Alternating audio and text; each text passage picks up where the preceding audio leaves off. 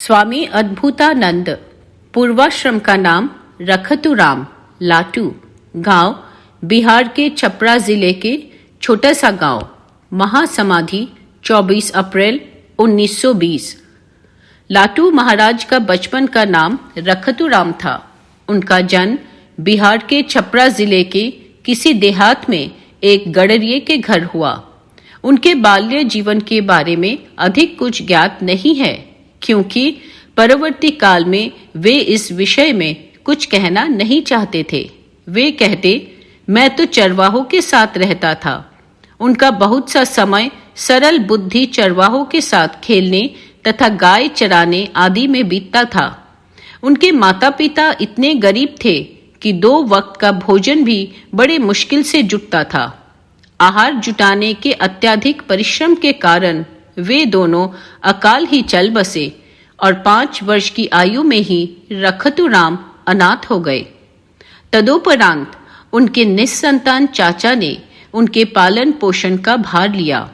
पेट भरने के उद्देश्य से चाचा इस बालक को लेकर कलकत्ता चले आए।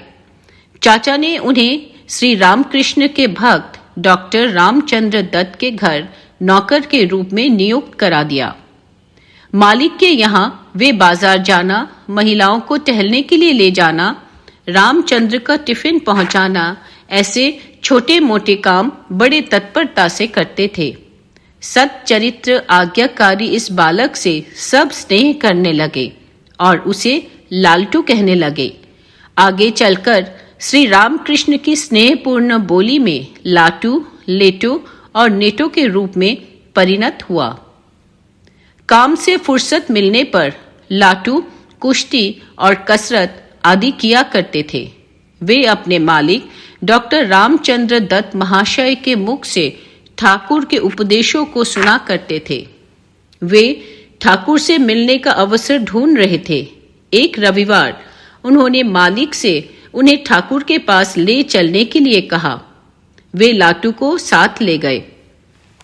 यह घटना 1879 के अंत या 1880 के प्रारंभ की है। दक्षिणेश्वर जाने पर लाटू को देख ठाकुर रामचंद्र को बोले, इस बालक में साधु के लक्षण दिखते हैं। ठाकुर को प्रणाम करने के बाद उनके उपदेश सुनते रहे। अचानक ठाकुर ने उन्हें छू लिया और लाटू को एकाएक रोमांच हो आया। वे कांपने लगे और लाटू के आंखों से झरझर अश्रु बहने लगे। वे भावाविष्ट हो गए। ठाकुर ने उन्हें पुनः स्पर्श करने पर उनकी बाह्य संज्ञा फिर से लौट आई। पहले ही भेंट में ठाकुर ने अपने लीला सहचर को पहचान लिया और रामचंद्र से लाटू को बीच बीच में उनके पास भेजने को कहा। लाटू को तो यही चाहिए था। मालिक के यहाँ से कुछ ठाकुर को पहुंचाने के इरादे से लाटू ठाकुर के पास आने लगे। एक दिन वे फल मिठाई लेकर ठाकुर के पास आए।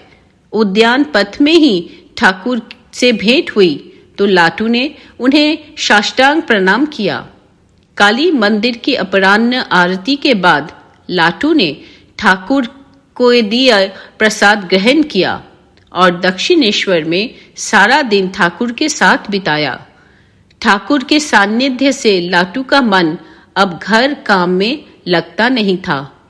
ठाकुर की सेवा का मौका उन्हें मिलता गया। वे बीच बीच दक्षिणेश्वर रहने लगे। सन 1881 में ठाकुर ने राम बाबू से लाटू को मांग लिया।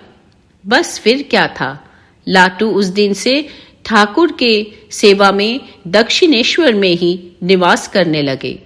लोक दृष्टि में यह नवीन संबंध चाहे जैसा भी क्यों ना प्रतीत हो, पर ठाकुर ने लाटू को केवल सेवक के रूप में ही ग्रहण नहीं किया था, अपितु उनका पूरा भार अपने ऊपर ले लिया था।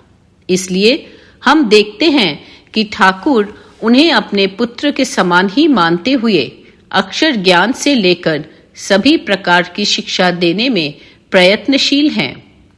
वर्णमाला पढ़ने के समय व्यंजन में आकर लाटू अपने बिहारी अभ्यास के अनुसार क को का और ख को खा कहने लगे। ठाकुर जितना ही कहते, अरे वह क है, लाटू उतना ही का कहते। ठाकुर कहते, अरे यदि इसी को का कहेगा तो फिर क में आकार लगाने पर क्या कहेगा? तब भी लाटू की तो वही रट। इस पर ठाकुर ने उन्हें कहा, जा, अब तुझे पढ़ने की आवश्यकता नहीं। ठाकुर उन्हें आध्यात्म विद्या से परिपूर्ण कर देने लगे। लाटू महाराज कहते, ठाकुर मुझे कितना सिखाते, कितना समझाते। ठाकुर ने मुझे खींच लिया। एक दिन लाटू दक्षिणेश्वर के शिव मंदिर में ध्यान करते समय समाधिस्थ हो गए थे। ठाकुर के गले के रोग के कारण उन्हें श्यामपुकुर में लाया गया। सेवक लाटू भी साथ गए। सेवा के साथ साथ लाटू ठाकुर से साधना के बारे में भी पूछते रहते। ठाकुर को जब काशीपुर लाया गया तो वहां भी लाटू साधना में डूबे रहे। ठाकुर के देह त्याग के बाद माताजी वृंदावन गई, तब लाटू भी उनके साथ गए। वे जब लौटे तो सीधा बरानगर मठ, वहां संन्यास ग्रहण करने के बाद उनका नाम हुआ स्वामी अद्भुतानंद। वहां वे कठोर तपस्या करने लगे। जब मठ आलम बाजार में स्थानांतरित हुआ तब लाटू बीच बीच में वहां जाकर रहते थे। सन 1895 में वे पुरी और भुवनेश्वर गए। पुरी में श्री जगन्नाथ जी ने उन्हें दर्शन दे उनकी मनोकामना पूरी की थी। उन्होंने श्री जगन्नाथ जी से 2 वर मांगे थे, ज्यादा घूमना ना पड़े और जो कुछ खाऊं वह पच जाए। बेलूर मठ में स्वामी जी ने कुछ नियम बनाए थे, उसका पालन न कर सकने पर लाटू कलकत्ता जाने लगे तो स्वामी जी ने उनसे कहा, तुझे इस नियम को मानने की आवश्यकता नहीं। जो लोग नए हैं उन्हीं के लिए यह नियम बनाए हैं। सन 1897 में स्वामी जी जब उत्तर भारत की यात्रा पर गए तो वे लाटू को भी साथ ले गए। सन 1899 में वे बसुमती पत्रिका के छापखाने में रहने लगे। स्वामी जी के शतशः प्रयासों के उपरांत भी लाटू महाराज प्रणालीबद्ध संघ जीवन में बद्ध नहीं हुए। यहाँ तक कि सन 1901 में स्वामी जी ने जब उनको ट्रस्टी बनाने की इच्छा व्यक्त की तो उन्होंने अस्वीकार कर दिया।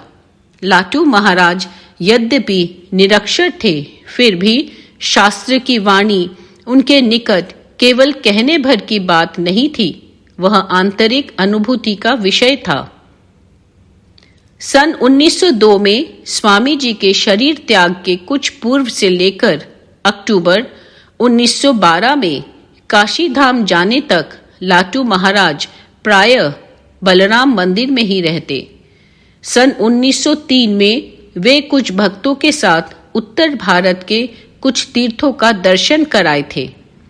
सन 1912 में वे वैद्यनाथ होते हुए काशी पहुंचे। पहले वे वहां अद्वैत आश्रम में ठहरे। वहां स्थानाभाव के कारण वे बाहर अन्यान्य जगहों पर रहे। अंतिम दिनों में उनके शरीर में बहुमूत्र रोग प्रकट हुआ था। पैर में गैंग्रीन होने के कारण बहुत बार शल्य चिकित्सा करनी पड़ी। 24 अप्रैल 1920 को उन्होंने महासमाधि में शरीर त्याग किया। उपदेश: समझ लेना कि धन से घर द्वार, दास दासी, जमीन, जोड़ू यही सब होता है, पर सुख, शांति तथा धर्म नहीं होता। ये तीनों अंतर की चीजें हैं। वहां अंतर का अभाव दूर किए बिना कोई सुखी नहीं हो सकता और भगवान को पाए बिना अंतर का अभाव दूर नहीं होता। इसीलिए भगवान के साथ सुख दुख का संबंध मानना पड़ता है। प्रत्यक्ष योग न होने पर भी किसी न किसी प्रकार का संबंध है, यह निश्चित जान लेना। गुरु को जिस दिन माता पिता के समान समझ सकोगे, उसी दिन से उनकी कुछ सेवा में लग सकोगे, उसके पहले नहीं। जय श्री राम कृष्ण।